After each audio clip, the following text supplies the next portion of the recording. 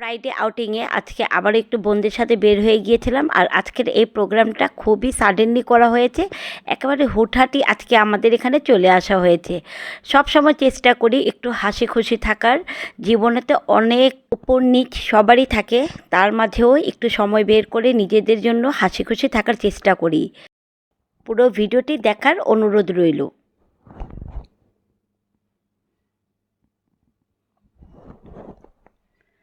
আসসালামু আলাইকুম everyone, ইয়ান্স kitchen আপনাদের স্বাগতম।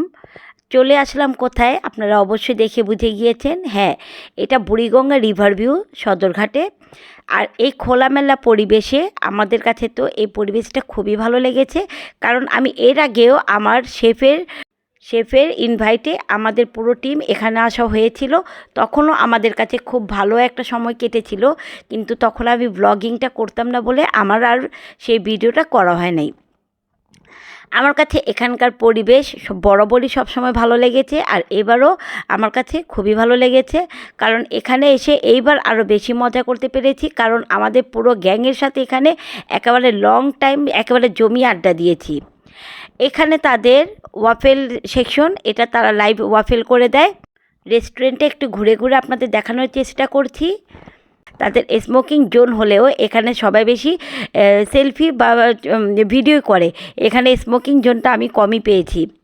আর এখানে সরাসরি যে নদীর একটা হাওয়া বইছে, সেই হাওয়ার সাথে কিন্তু আমাদের কাছে খুবই ভালো লেগেছে। একেবারে খোলামেলা পরিবেশে কিন্তু বসে আড্ডা দিতে খুবই বেশি ভালো লাগে। আমার ভিডিওতে বেশিরভাগই দেখবেন আমি বেশিরভাগ রুফটপে যেয়ে থাকি, কারণ আমার কাছে খোলামেলা পরিবেশে রেস্টুরেন্টগুলো খুব ভালো লাগে।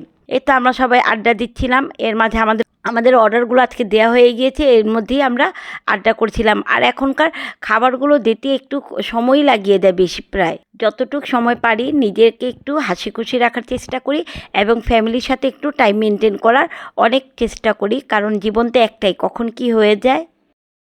এর মাঝে আমাদের খাবারগুলো চলে এসেছে। সবচেয়ে প্রথমে আমরা ফ্রেঞ্চ ফ্রাইটা একটু নিয়েছিলাম টাইম পাস করার জন্য, আর ফ্রেঞ্চ ফ্রাইটা এখানের অসাধারণ লেগেছে।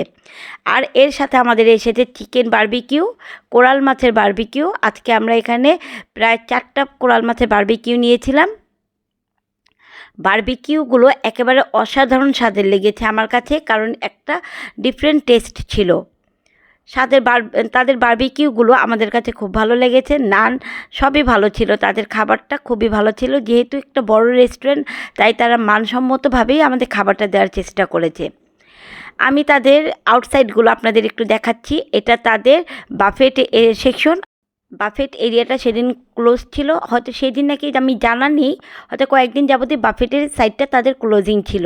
আমি আপনাদের এখানের রেস্টুরেন্ট একটু ঘুরে ঘুরে দেখাচ্ছি। অনেক অনেক বড় একটা রেস্টুরেন্ট, যারা এখনও আসেননি মিস করেছেন, কারণ এখানকার ভিউটা খুবই সুন্দর। তাদের ইন্টেরিয়রগুলোও খুবই সুন্দর ছিল, একেবারে অসাধারণ লেগেছে আমার কাছে এক কথায়। বাফেট সাইডটা তাদের ক্লোজ ছিল, কিন্তু আমার জানা হয়নি কেন তারা বাফেট সাইডটা ক্লোজ রেখেছে। হয়তো এর মাঝে খুলবে কি না আমি তাও বলতে পারি না। এরপরে খাবারের পরে আমরা কফি অর্ডার করে ফেলেছি।